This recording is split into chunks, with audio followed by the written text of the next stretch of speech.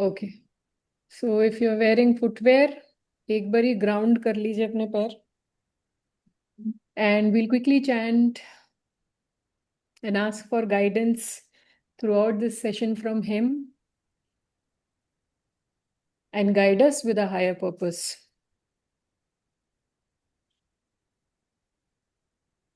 श्री गणेशाय नमः। वक्रतुंड महाकाय सूर्यकोटि समप्रभा निर्विघ्नं कुरु मे देव सर्वकार्येषु सर्वदा।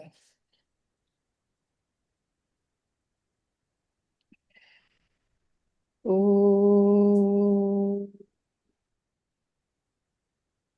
कृष्णाय वासुदेवाय हरये परमात्मने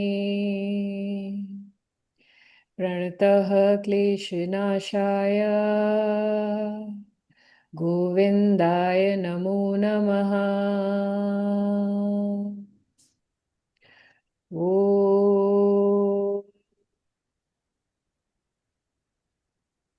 कृष्णाय वासुदेवाय हरये परमात्मने प्रणतः क्लेशनाशाय गोविन्दाय नमो नमः। ओ कृष्णाय वासुदेवाय हरये परमात्मने प्रणतः क्लेशनाशाय गोविन्दाय नमो नमः। ओ कृष्णाय वासुदेवाय हरये परमात्मने प्रणतः क्लेशनाशाय गोविन्दाय नमो नमः। ॐ कृष्णाय वासुदेवाय हरये परमात्मने प्रणतः क्लेशनाशाय गोविन्दाय नमो नमः। ओ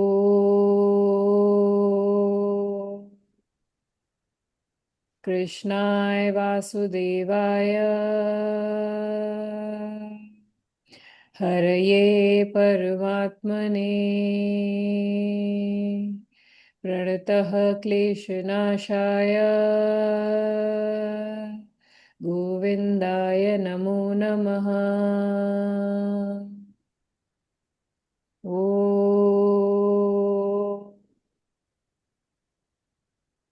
कृष्णाय वासुदेवाय हरये परमात्मने प्रणतः क्लेशनाशाय गोविन्दाय नमो नमः। ओ कृष्णाय वासुदेवाय हरये परमात्मने प्रणतः क्लेशनाशाय गोविन्दाय नमो नमः। ॐ कृष्णाय वासुदेवाय हरये परमात्मने प्रणतः क्लेशनाशाय गोविन्दाय नमो नमः। ॐ कृष्णाय वासुदेवाय हरये परमात्मने प्रणतः क्लेशनाशाय गोविन्दाय नमो नमः। ॐ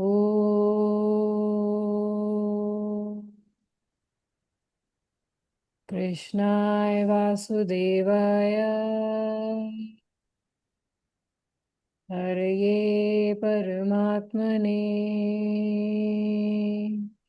प्रणतः क्लेशनाशाय गोविन्दाय नमो नमः।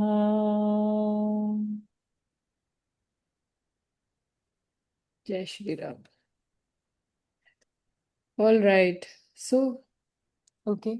To the ones who have not joined last session, एक क्विक रिकैप कर लेते हैं, फिर उसके बाद में let's move on to the main purpose of the session today. अभी पिछला सेशन जो था हमारा, we talked about self auditing. अब सेल्फ ऑडिटिंग क्या, जहाँ पे हम दूसरों को ब्लेम नहीं कर रहे अपनी लाइफ की प्रॉब्लम्स के लिए, हम खुद अपने भीतर झांक रहे, हम खुद समझ रहे कि हमारी पूरी लाइफ के जितने भी आयाम हैं, जितने भी एरियाज हैं, where is that we need to focus. We had specific questions and we tried to map it on our chart, on a blank chart. The first house, where we talked about our own self, it was I, me, myself. The second house, my worth. The third house, my efforts. The fourth house, my inner base, my inner balance, my subconscious. किस किस चीजों से affect होती हैं सारी चीजें. Fifth house, my creativity. Everything has a my, because it is just about us. क्या क्या चीजें हैं जो इन सब चीजों को अफेक्ट करती हैं. Number six, my discipline, because it's the sixth house. Seventh, my mirror, which is exactly what we are going to talk today. हमारे सामने की जनता, हमारा reflection. My eighth house is about my hidden truth. वो ऐसी क्या चीज है जो हिडन है हमारे बारे में, और जिस चीज पे हमें काम करना है, जो हमारे लिए एक्सेप्ट करना बहुत डिफिकल्ट है कि these are the problems which we have internally. This is my hidden problem. Ninth, my belief system. Is my belief system making me powerful और is it making me weak? What is that we are looking up to? Tenth, my karma. हमारे कर्म किस तरीके के हैं? What is that we need to focus in the area of our karma? 11th, हमारा network कैसा है, my network. And the 12th house, my leaks, my energy leaks. तो ये जो 12 आयाम है ना हमारे बर्थ चार्ट के, उसके ऊपर हमने डिफरेंट डिफरेंट डिफरेंट हाउसेस में अपने आप को रखकर अपनी सारी जो उसी से रिलेटेड सिचुएशन है उसको मैप किया था. And we had been very honest about. I am sure you would be honest about. आपने ऑनेस्टली लिखा होगा उसको, क्योंकि कोई जज नहीं करने वाला है. तो उसमें मैं राजा हूँ, मैं ये हूँ और ये सब चीजें तो नहीं लिखी होंगी, आई am sure. So that was exactly about how we are accepting our own problems, how are we also subjecting ourselves to questions. Today, in today's session, we are going to talk about the seventh. We are going to hold the mirror. I'm going to put that mirror right in front of you. Mirror में हम वो चीज देखते हैं जो दुनिया देख रही है. पहले सेशन में तो हमने बात करी जो हम भीतर से हैं, जिसे शायद दुनिया नहीं देखती, वो हमारी खुद की सच्चाई हमारे दिमाग में. और ये वाला जो सेशन है, इट इज अबाउट हम ऐसी क्या अपनी इमेज बना रहे हैं, या हम औरों के सामने क्या दिखते हैं. That is what we are going to talk today. My mirror. हमारी एनर्जी कहाँ जा रही है, हमारी एनर्जी ड्रेन कहाँ हो रही है, हमें शेप क्या कर रहा है. बाहर से भी अगर हम किसी तरीके से अपने आप को शेप कर रहे हैं, what is that is shaping us, what is that is draining us. हमारी एनर्जी फ्लो कहाँ कर रही है. अब attention goes where energy flows, right. हमारा अटेंशन, हमारी एनर्जी जहां जहां जाएगी वहीं हमारा अटेंशन जाएगा, राइट? तो we are going to talk about what is shaping us, what is draining us, and what are we reflecting, हम क्या लोगों को सर्व कर रहे हैं। अब अगेन आज के सेशन में हम दूसरे को ब्लेम नहीं कर रहे, क्योंकि the charity begins at home. पहले सेशन में भी हमने अपने बारे में ही बात करी थी, दूसरे में हम दूसरे को चेंज नहीं करना चाहते, लेकिन हमें वो चीजें देखनी है अपने लाइफ की जहां पे दूसरे इन्वॉल्व है। अब since we chanted about Krishna, let's start with a story from there only. Mahabharata का मैदान, महाभारत का युद्ध चलना शुरू होने वाला था। वहां अर्जुन खड़े थे, उनके सामने कौन था? उनका मिरर, गुरु द्रोणाचार्य। भीष्म पितामह खड़े थे, उनके भाई खड़े थे, उनके अपने खड़े थे, जिनके साथ कभी उन्होंने खेला होगा, कभी उन्होंने अच्छे पल भी बिताए होंगे। उनके गुरु खड़े, सब की सब खड़े सामने, और अर्जुन को समझ में नहीं आ रहा कि मैं यहाँ क्या करूं। अर्जुन, जो who was one of the best warriors, सारे लड़ने की क्षमता उसमें थी, सब कुछ थी, परफेक्ट थे वो, हर तरीके से परफेक्ट थे। That is the reason why he was the chosen one. But जब उन्होंने अपना मिरर सामने देखा, तब उन्हें समझ में नहीं आया। वो कंफ्यूजन में भी आ गए, वो गिल्ट में भी आ गए, वो हर एक वो फीलिंग में आ गए जो लोग हमें जिस परिस्थिति में डाल देते, जिनके कारण जब हम दूसरों से अफेक्ट होते हैं, हम या तो कॉन्फिडेंट हो जाते हैं, या हम गिल्ट में आ जाते हैं, या हम हर एक, जो ये छोटी छोटी फीलिंग्स है ना, वो हमारी हमें अफेक्ट करती हैं दूसरों के द्वारा। He was in a turmoil, he was in a guilt, he was in a state of confusion, he was scared. उन्हें समझ में नहीं आ रहा था करे क्या करे, सामने मेरे लोग खड़े, मैं उनको कैसे मार सकता हूं। एक अजीब सी द्वंद, और वहीं से शुरू हुई Gita, right? With that confusion Gita started. वहीं श्री कृष्ण एंटर हुए, जिन्होंने एक ऐसा ज्ञान दिया जो आज भी युगों युगों तक, that has changed lives. Why? Because Krishna taught Arjun how to face your mirror. And that is exactly what we are going to do. Maybe not with the profoundness of Krishna, but maybe we can attempt that. यहाँ पे again, he never said कि उन्होंने जितनी भी चीजें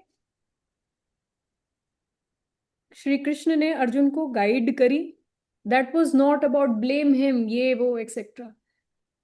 he made him powerful bye focusing on what is draining him, किसके कारण उनके लाइफ में क्या क्या इश्यूज आए, या वो परिस्थिति जहां वो खड़े हैं वो किस वजह से खड़े हैं, और कैसे उसे सुलझाया जाए कर्म करके, एक्शन लेके।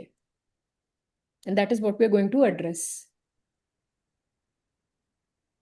सो please draw a blank chart. Again 12 खाने, चार्ट का जो आपका बर्थ चार्ट होता है उसके 12 खाने बना लीजिए please.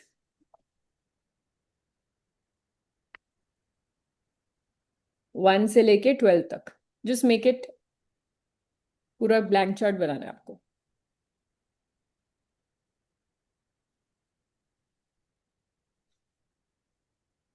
Just give me a thumbs up once you're done.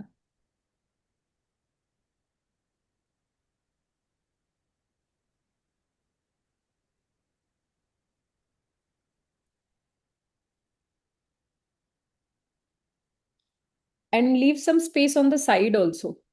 मतलब मे बी लेफ्ट साइड में आप बना लो chart, leave some space on the side.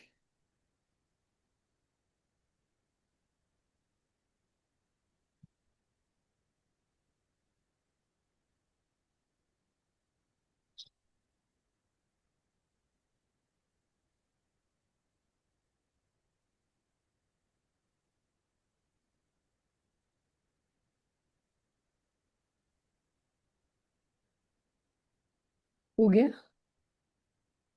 Are we done with the chart? Perfect. Yep. Okay, अब हम अकेले तो है नहीं इस दुनिया में। Life is not led in isolation. There are people around us who support us, who trigger us. बहुत सारे ऐसे लोग होते हैं जो हमें सपोर्ट करते हैं, हमें ट्रिगर करते हैं, हमें कंट्रोल करते हैं, हमें ड्रेन करते हैं, right? We are going to exactly write all of that. So in our today's entire discussion, we are going to focus on 10 areas, 10 points, 10 type of people, 10 type of scenarios, ठीक है, which are shaping our outer self. ठीक है? Number 1, who is controlling us? This is a question. ये आपको chart में नहीं लिखना, आप साइड में लिख लो. Who is controlling us?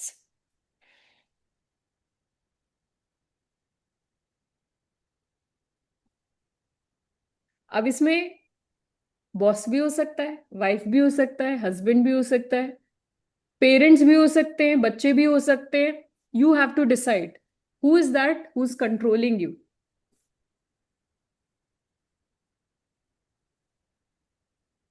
जिसके कारण ना, कंट्रोल जब हम पे ज्यादा कंट्रोल होता है तो हम डिसीजन लेने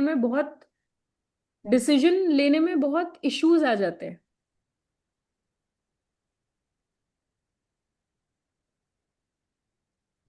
हमारे मूड्स, हमारी चॉइसेस, हमारा कॉन्फिडेंस, ये सब अफेक्ट होता है बाय पीपल हु कंट्रोल अस.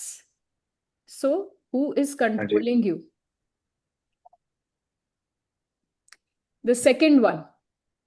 मैं थोड़ा फ्री नहीं हूँ, पर आप उससे दिखा दो और आप करना है पूरे प्लान में और रेट ले लो. प्रदीप जी म्यूट कर लो. Okay, the second one. Who triggers you? अब ट्रिगर कोई भी कर सकता है. Again, could be the same set of people जो हमारे अंदर. अब ट्रिगर जब हम होते हैं तब क्या फीलिंग्स जगती हैं? गुस्से की, इनसिक्योरिटी की. कोई ट्रिगर कर देता है तो सबसे पहले तो गुस्सा आता है, या हम इनसिक्योर हो जाते हैं, या हम गिल्ट में आ जाते हैं. There might be people who are triggering you with any old, कोई भी पुरानी ओल्ड मेमोरी को लेकर ट्रिगर कर सकते हैं, कोई भी ओल्ड वुंड को लेकर ट्रिगर कर सकते हैं, या कोई भी ऐसा इंसान जिसके बारे में सोच के आपकी पुरानी मेमोरीज ट्रिगर हो रही हो. Who is triggering you? Third one. Who is benefiting you from your weakness? Who's benefiting from your weakness? Sorry.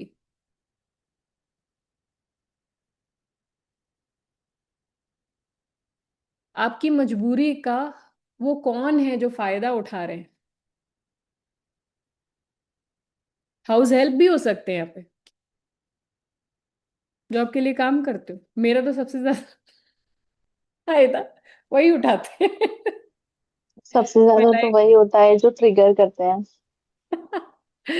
Yes, trigger भी करते हैं, फायदा भी. But you know why we are discussing all of this? Because it will help us to define boundaries. कहाँ हमें boundary draw करनी है. तो who is benefiting from your weakness? बहुत सारे ऐसे लोग भी होते हैं रिलेशनशिप जहां पे हमें पता है कि हमारे पार्टनर की कमजोरी ये है, तो लेट्स प्ले ऑन दैट. ठीक है? नाउ हमने फोर्थ लिखा है, फिफ्थ लिखा है, दिस इज थर्ड और फोर्थ? फोर्थ. अब हमेशा फोर्थ. फोर्थ पे Rahu only makes me do this. Fifth. Who ma'am अब सपोर्ट्स फोर्थ अस? है. आप अब फोर्थ फोर्थ है? है. अच्छा चलो ठीक है. Who supports us? I am sure there are people around us जिसको रात को हम 2 बजे भी कॉल करें, 3 बजे भी कॉल करें, दे वुड सपोर्ट अस। और अगर वो नहीं है, then we need to ask why we don't have anyone.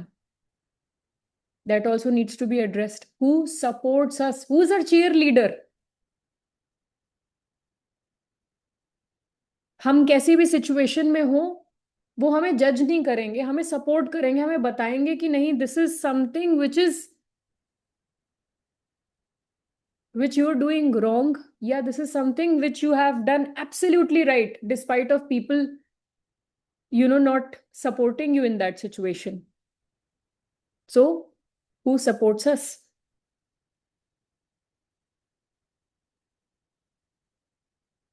Fifth, who drains us? अब यहाँ पे ना गिल्टी होने की जरूरत नहीं है। हमें हमें फैमिली भी ड्रेन कर देती है, हमारी फैमिली की रिस्पॉन्सिबिलिटीज के कारण हम ड्रेन हो जाते हैं, हमारे बच्चे भी ड्रेन कर सकते हैं हमें, हमारे ऑफिस का स्टाफ ड्रेन कर सकता है, हमारा बॉस ड्रेन कर सकता है। यहाँ पे सब लोग लोग आने चाहिए, लोग, हमारे सोसाइटी के लोग ड्रेन कर सकते हैं, हमारे नेबर हमें ड्रेन कर सकते हैं। You have to be absolutely thinking on very minute terms also. हमारी एनर्जी सबसे ज्यादा वेस्ट कहाँ हो रही है, किन लोगों पे वेस्ट हो रही है, who is draining us.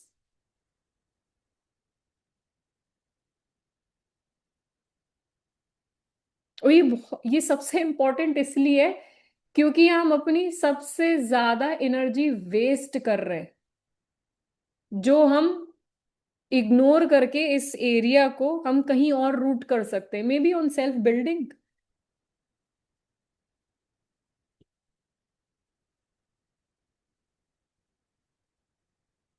The next one, sixth one, who keeps blaming us?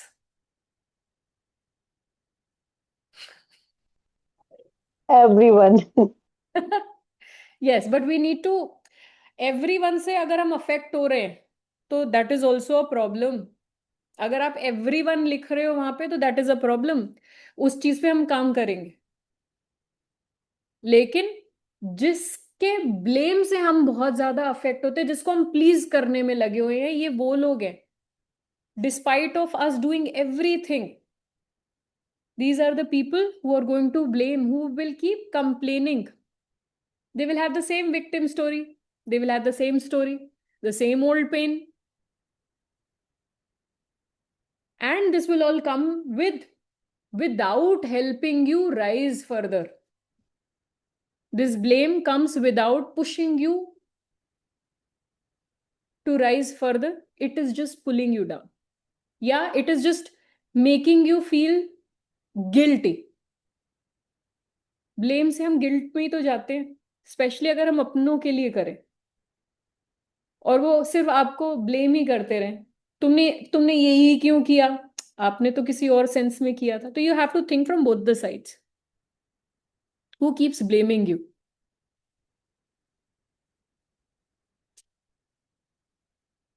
Seventh, right now, sixth और seventh, seventh, who chooses you despite of you being a complete pain to them, they always choose you. Parents, in most of the cases, my dog chooses me, even if I'm the biggest pain on earth for him, my dog chooses me. So you have to define people who actually show up for you. There's a difference between people who choose you and people who support you. These people will support you no matter what, but people who choose you despite of you being whatever, who actually put an effort, support करना और choose करना दो different चीज हो गई यहाँ पे। ये आपको सपोर्ट करेंगे लेकिन ये एफर्ट डाल के नहीं, ये आप, they will always have your back. आप उनके पास जाओगे तब वो आपको, बट जो चूज करते हैं ना, जैसे for example my father, despite of what ever kind of person I am, मैं जैसी भी इंसान हूं, उन्होंने, वो मेरी गलतियां भी जानते हैं, वो मेरी अच्छाइयां भी जानते हैं, और वहां पे कोई ट्रांजैक्शनल रिलेशनशिप नहीं है, he will always choose me. No matter whatever I say, no matter howsoever obstinate I am, no matter of my overflow of emotions, these people are going to choose us. So who chooses you? And it is the most important out of all the 10. Most important, who chooses you? Because ये वो लोग हैं जिन्हें हम नहीं खोना चाहते, लेकिन इनको हम वो इम्पोर्टेंस क्या शायद दे रहे हैं कि नहीं दे रहे, ये भी हमें देखना है. They are the people who actually care for us without anything in return. Now, the eighth one.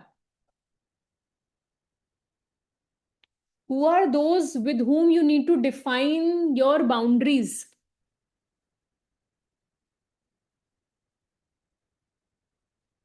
Boundaries define करना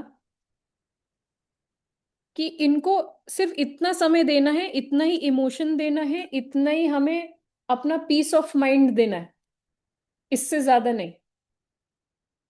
क्योंकि अगर हमने वो बाउंड्री, हम अगर उस बाउंड्री को ब्रीच कर रहे हैं, then again we are draining ourselves. और अक्सर ये होता है, जैसे फॉर एग्जाम्पल हमारा ऑफिस, वहां हमें घर अगर आ गए और हम फिर भी ऑफिस का काम करे जा रहे हैं, वहां के लोगों के कॉल ही उठाए जा रहे हैं, it's draining us, it's taking our me time. वहां हमने बाउंड्री डिफाइन ही नहीं करी. There is no personal life that we have. So we need to define boundaries. We need to recognise कौन है, हमारे बॉस है, या हमारे साथ के को वर्कर्स हैं, या हमारे फ्रेंड्स भी हैं कि सारे टाइम उन्हें फोन पे बात करनी है, या हमारे स्पाउस भी है. We need to define boundaries with everyone, because there is certain time that we need to keep for others also. Maybe the people who choose you, maybe the people who support you, maybe the people who require your attention. We need to balance things, right?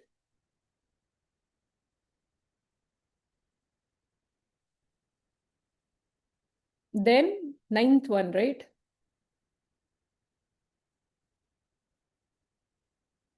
Have we done who are draining us? So people who makes us feel small. अब यहाँ पे जरूरी नहीं है आप इन लोगों को जानते भी हो.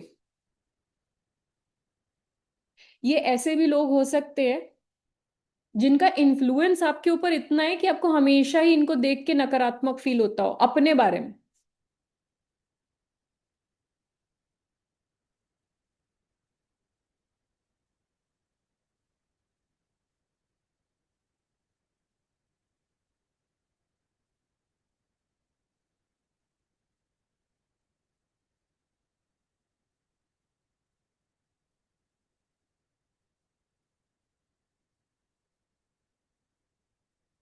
Can any one of you repeat all the 9 or 10 that we have done? One is we have done the draining bit, we have done the trigger bit. Maybe Megha, if you could tell me. Who is controlling us? Who is trigger us? Who is triggering us? Yes, triggering us. Who is benefiting from Our our weakness. weakness? Uh, Who supports us? okay. Who is draining us? Who keeps blaming us? Who chooses us? Who are those who define from the boundaries? Who people 10th making लिखो doubt? आप. 10th लिखो. हाँ. Who is expanding us? अब यहाँ mentors आ सकते हैं या गुरु आ सकते हैं. यहाँ पे आपके वो लोग आ सकते हैं जो आपको ग्रो करने में हेल्प कर रहे हैं. Who is expanding us? This can be your own people as well. Who is expanding us? And ये वो एरिया है जहां हमें बहुत सारे नहीं, हमें लिमिटेड लोग चाहिए, लेकिन ऐसे लोग चाहिए जो हमें सही दिशा में एक्सपैंड करें.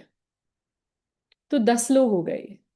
अब ये जो 10 एरियाज है, हो सकता है कि इसमें एक ही एरिया में आपने आप सब लिख दो, ट्रिगर में सभी आ गए आपके हिसाब से, या आपके हिसाब से हु चूजेस यू में कोई भी नहीं है, या आपके हिसाब से हु सपोर्ट्स यू में कोई नहीं है।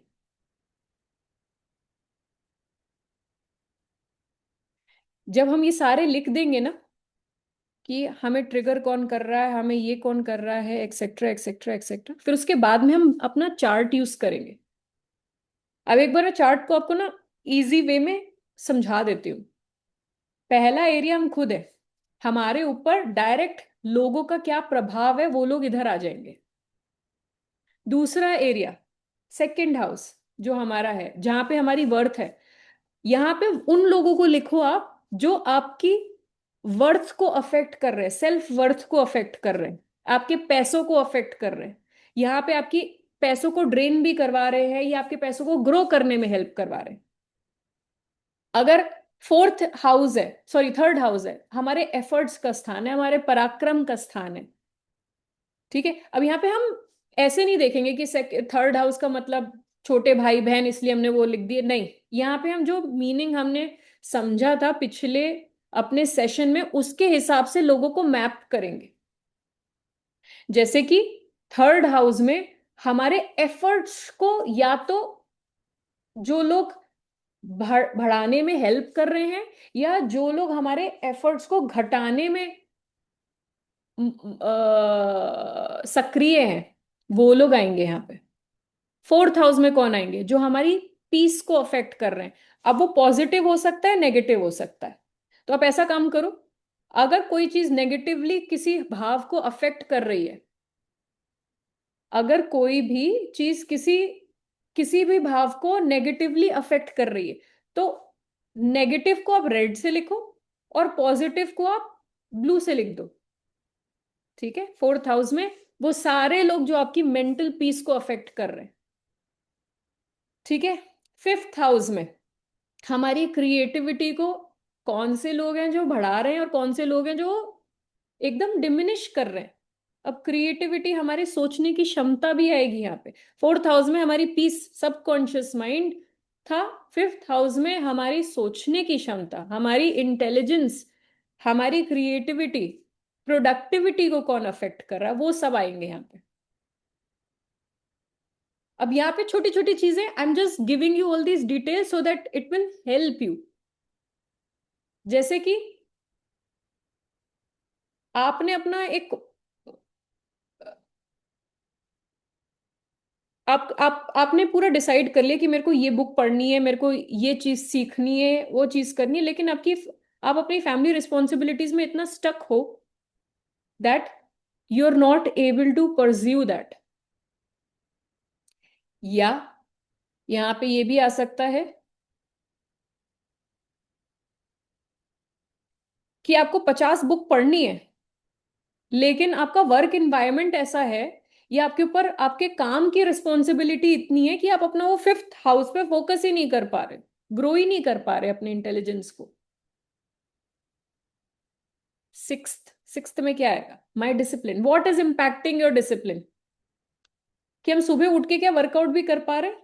क्या हमारी जो हसल है, हमारी जो डेली रूटीन है, वो एक सही तरीके से चल पा रही है? अब यहाँ पे आप खुद अपने आप को, मतलब अभी इसमें तो नहीं लिख सकते क्योंकि there are lot of spaces where our discipline is directly affected by us, which we would have done in the last session. But then this session is about what are those external factors from the seventh house जो यहाँ पे आएंगे।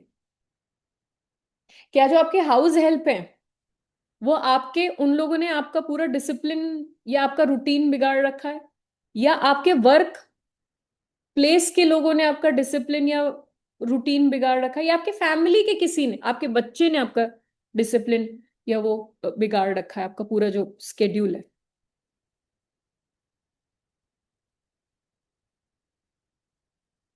Now we move on to the seventh house. हमारी छवि, हमारी छवि directly कौन affect कर रहा है?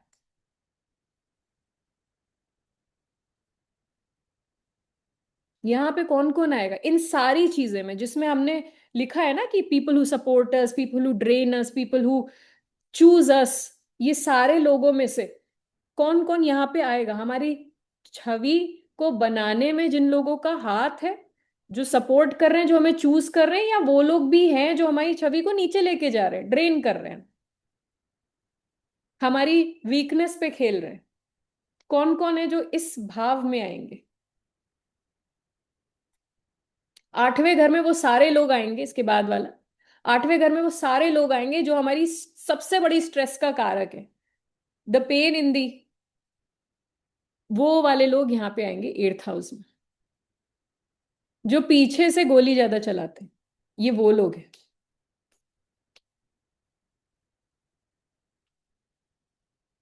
9th में people who are affecting our belief system, positive negative, सारे जगहों में। हो सकता है किसी घरों में सिर्फ पॉजिटिव लोग ही हो, कि आपकी बिलीफ सिस्टम, सारे घर में नेगेटिव है लेकिन आपके बिलीफ सिस्टम बनाने के लिए कोई है, या सारे घर में नेगेटिव है और आपके 4th हाउस में सब आपका मेंटल पीस को प्रोटेक्ट करने के लिए बहुत सारे लोग हैं, ऐसी भी सिचुएशन हो सकती है। 10th हाउस, मैं कर्म, कर्म का मतलब सिर्फ ऑफिस का काम या करियर नहीं, कर्म हमारे एक्शंस, हमारे एक्शंस को सबसे ज्यादा इन्फ्लुएंस कौन करता है? वो लोग जो हमें ट्रिगर कर रहे हैं, वो लोग जिसे हम अपीज कर रहे हैं, वो लोग जो हमें सपोर्ट कर रहे हैं, या वो लोग जो हमें हमेशा नीचा दिखा रहे हैं? हमारे कर्मों को अफेक्ट करने वाले कौन कौन लोग हैं?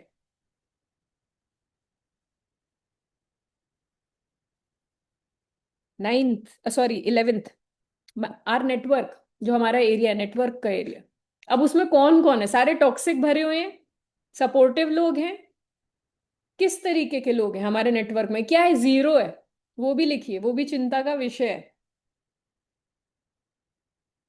कि आपको आपके नेटवर्क में सपोर्ट करने के लिए कोई नहीं है, आपके नेटवर्क को ग्रो कराने के लिए कोई नहीं है।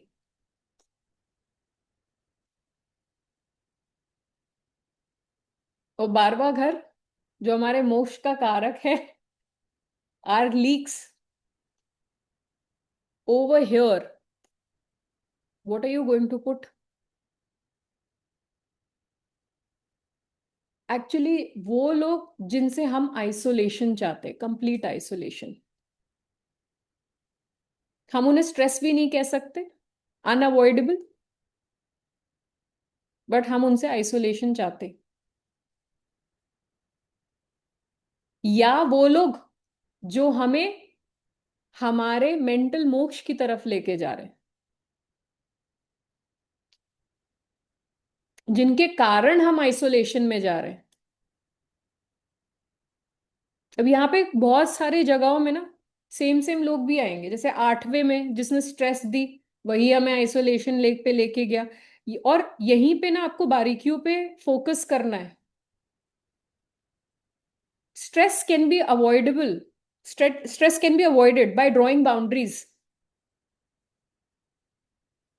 12वें में जो लोग आएंगे ना, शायद हम उनके साथ बाउंड्रीज कभी ड्रॉ ही नहीं कर पाए, और करना भी बहुत मुश्किल है। कई बार हम ऐसे रिलेशनशिप में फंस जाते हैं, या हम ऐसे रिलेशनशिप में भी होते हैं जहां पे हमारे लिए एकदम मुश्किल हो जाता है, और फिर उसका अंत यही है कि हम आइसोलेशन में चले गए। मेंटल आइसोलेशन भी हो सकता है, जरूरी नहीं हमने कमरे में बंद कर दिया या हम झोला उठा के संन्यास पे चले गए, ऐसा जरूरी नहीं।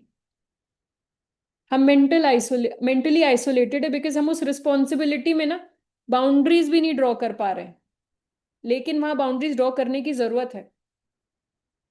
8वें में किस तरीके के लोग आएंगे? जिनको हम एकदम शट कर सकते हैं, हम निकाल सकते हैं, वो हमें स्ट्रेस दिए जा रहे हैं। क्या सोसाइटी के लोग हैं जो फालतू के daily daily daily message message message message, और हम अपनी एनर्जी ना उस मैसेज को पढ़ पढ़ के स्पेशली जो RWAs होती हैं उनमें ये छोटी छोटी चीजें हमें अफेक्ट करती हैं। या सोशल सोशल जो हमारा इन्फ्लुएंस ग्रुप है, जैसे आजकल आप इंस्टाग्राम खोलो, हर जगह सिर्फ नेगेटिविटी आपको दिखेगी from your society. Is it affecting you? Yes, it affects us. Are we putting our energy over there? This is what you have to understand. So ये जो 12 आयाम है ना चार्ट के, इसमें आपको ये सारे लोग भरने हैं। और फिर आपको ये देखना है कि किस भाव में सबसे ज्यादा लोग हैं, क्योंकि वही भाव में आपको काम करने की जरूरत है। अगर बहुत रेड रेड फ्लैग्स है ना, रेड रेड में रिटन जो लोग हैं, फॉर एग्जाम्पल 4th हाउस में, इसका मतलब आपकी पीस जीरो है इस समय, मेंटल पीस, सबकॉन्शियस आपका जीरो है। वहां काम करने की बहुत जरूरत है, और वहीं हमें बाउंड्री ड्रॉ करने की जरूरत है। वहां पे हमें अपने लिए कदम उठाने की जरूरत है, हमें अपने लिए आवाज देने की, आवाज वो करने की जरूरत है। किसी घर में बहुत सारे ग्रीन्स हैं, बहुत सारे ब्लू हैं, सॉरी, पॉजिटिव्स हैं, that means that is our strength. और ऐसे लोगों के आसपास ही हमें अपने आप को रखना है। कोई हमारे एफर्ट्स को प्रमोट कर रहा है, these are the people where we actually need to park our energy.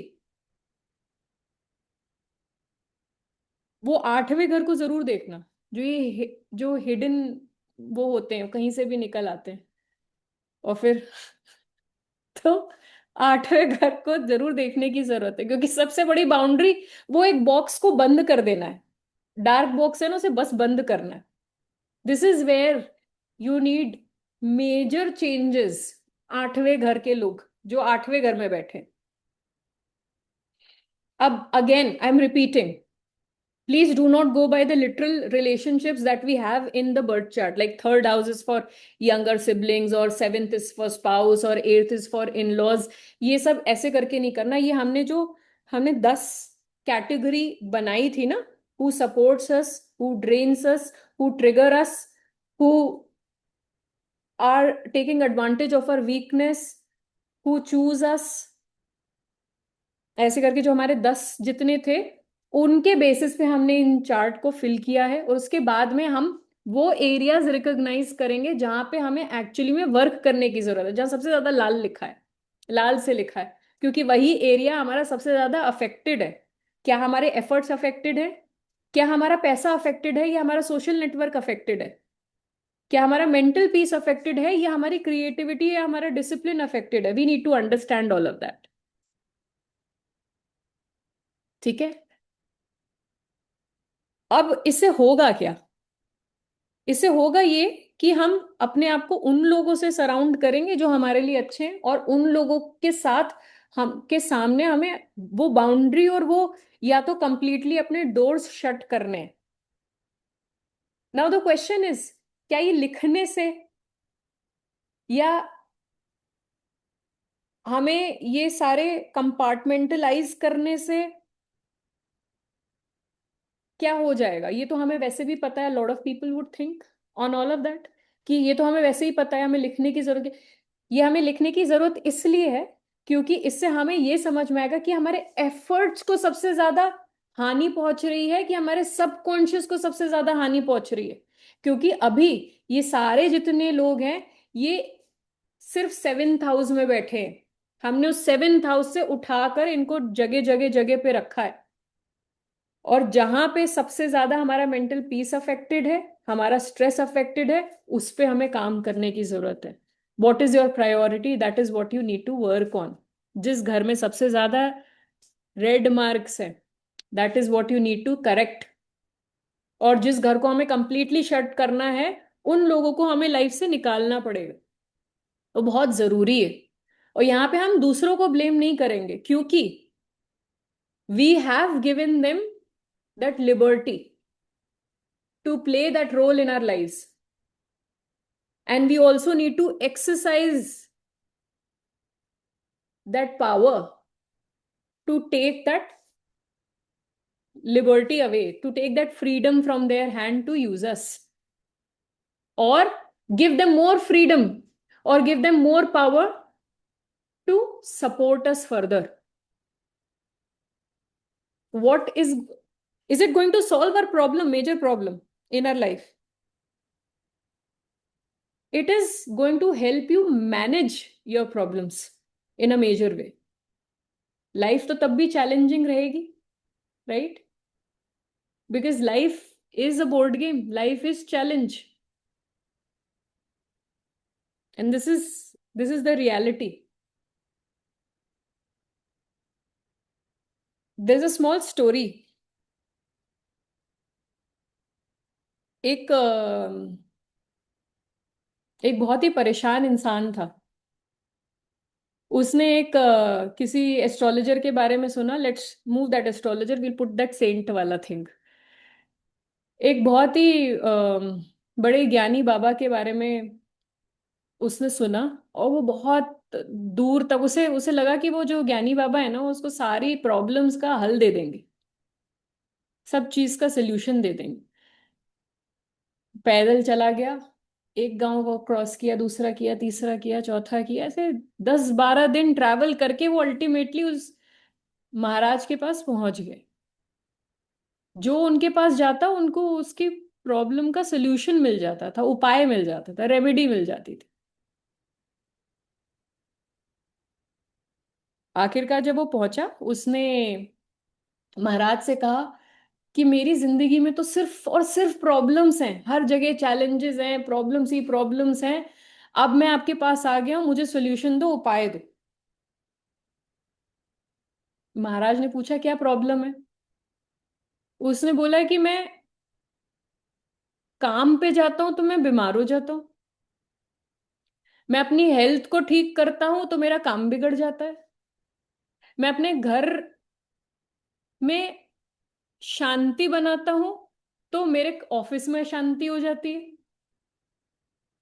मैं घर के बाहर जाता हूं तो बारिश हो जाती है, घर के अंदर रहता हूं तो बाहर से कॉल आ जाती है कि ऐसी सिचुएशन हो गई, वैसी सिचुएशन हो गई, यहाँ हो वहां हो। मैं पूजा करने जाता हूँ तो कोई दिक्कत आ जाती है, मैं ये करता हूँ वो करता, ऐसे करके उसने 83 प्रॉब्लम्स गिनवा दी अपनी। और महाराज जी परेशान हो गए, मैं कैसे 83 रेमेडीज कैसे दे दूं। उन्होंने कहा कि मेरे पास तुम्हारी प्रॉब्लम के लिए कोई भी उपाय नहीं है। तो वो चिढ़ गया, इरिटेट हो गया। उसने कहा मैं इतनी दूर से आया हूँ, सब लोग कहते हैं आपके पास हर चीज का आंसर है, हर चीज की प्रॉब्लम का हर प्रॉब्लम का जवाब है, आपने मेरे साथ ऐसे क्यों किया। मुझे तो, मैं यहाँ पे जवाब लेने के लिए आया था अपनी प्रॉब्लम का। तो वो कहते हैं मेरे पास 83 प्रॉब्लम्स का जवाब नहीं है, बट मेरे पास 84th प्रॉब्लम जो आपकी है ना, उसका जवाब है। उसने कहा मेरे पास तो सिर्फ 83 प्रॉब्लम्स है, 84th कौन सी है। तो उस महाराज ने बोला 84th प्रॉब्लम ये है कि तुम्हारी जिंदगी में कोई प्रॉब्लम नहीं होगी, ये तुम्हारी प्रॉब्लम है। लाइफ इज अबाउट चैलेंजेस, और लाइफ के चैलेंजेस बड़े तब दिखते हैं जब हम उसे सेंटर ऑफ अट्रैक्शन बना देते हैं। लाइफ में चैलेंजेस आएंगे, आज जहां पे आपकी एनर्जी जा रही है, मे बी कल वहां से आपकी एनर्जी हटके कहीं दूसरी जगह जाएगी। तो वो कॉन्स्टेंटली चेंज होता रहता है, it keeps changing it's form, it's presence. And सही मायने में आप खुश तब होगे जब आप इसके साथ जीना सीख जाओगे, और इसका सोल्यूशन को एक बोझ की तरीके से नहीं देखोगे। You find solutions like this, recognise, address, recognize, address, and clear it out.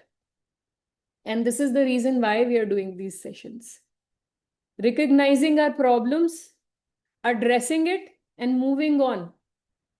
क्योंकि अगर हम प्रॉब्लम के साथ ही बैठ गए तो हम आगे नहीं बढ़ पाएंगे, फिर हमारी ग्रोथ और मानसिकता वहीं स्टैग्नेंट हो जाएगी। फिर कोई भी मेडिटेशन, सांस लो सांस छोड़ो, उस सब से कुछ भी नहीं होगा। No breathing is going to help you till the time you address what is now and you move on. Life is about living with challenges. Life is about addressing those challenges here and now. उसमें ना कोई भी नीलम पन्ना पुखराज पहनने से कुछ नहीं होगा. Nothing is going to help. The only solution in life is understanding your problem and aligning either with the situation or aligning your situation, which actually helps you in living. क्योंकि life without challenges is no life.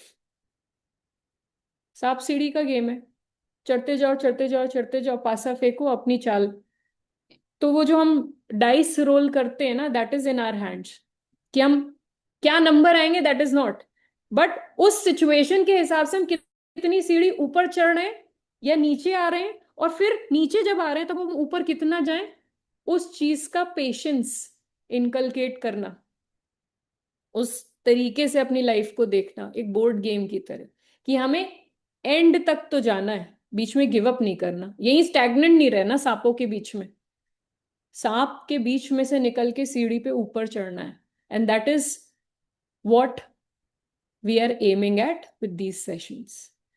सो जो ये आज का session है ये बहुत important है, क्योंकि इससे ना आपको ये समझ में आएगा कि आपकी एनर्जी फ्लो किस भाव में ज्यादा कर रही है और किस भाव में आपको अटेंशन देने की जरूरत है, क्योंकि अभी सारे प्रॉब्लम्स कलेक्टिव प्रॉब्लम्स लग रही है, अभी छट जाएंगी। you're you're doing a better management of your problems. सारी दालों को अगर एक साथ रख दोगे वो मिक्स दाल बन जाती है। आपने अरहर की दाल को एक कंटेनर में रखा, मूंग की दाल, ये सब तो अलग अलग अलग, you use them according to your need. ठीक है, सो हम जल्दी मिलेंगे for another session where we actually sum up these two and bring out a solution. Till then please ये जो होमवर्क है छोटा सा उसे कंप्लीट करिए। And is there any question? Sorry it was a long monologue. Is there any question आप में से किसी को थ्रू आउट ये जो हमारा पूरा जो सेशन हुआ है? ठीक है, great. I think everything is very very clear to everyone. अगली बार प्लीज डू योर होमवर्क। मेरा एंड होमवर्क तो अभी हो गया साथ साथ। अच्छा, oh wow, that means you are very sorted. You have actually sorted your mirror. तो जो हमारा मिरर है ना, हमें बस उससे अब साफ करने की जरूरत है। Thank you. जय Shri Ram. So we just need to clean that mirror. ठीक है, क्योंकि जो हम बाहर दिखा रहे हैं, हमारी जो छवि है बाहर, वो हमारी अंदर जो हमारा फर्स्ट हाउस है और सेवेंथ हाउस है, वो लगभग सेम होगा ना, तब हम ज्यादा खुश रह पाएंगे। अगर हम अपने सातवें को, हम अपनी छवि को दूसरों के लिए कुछ अलग बना रहे हैं या दूसरों के द्वारा बनाए जा रहे हैं, then is when we are not happy. Let's bring that alignment, first और सेवेंथ का आमने सामने जो दोनों हो वो समान हो, ना हम कंट्रोल करे जा रहे हैं ना हम कंट्रोल कर कर रहे हैं। ठीक है, जल्दी मिलेंगे। जय श्री राम। गॉड।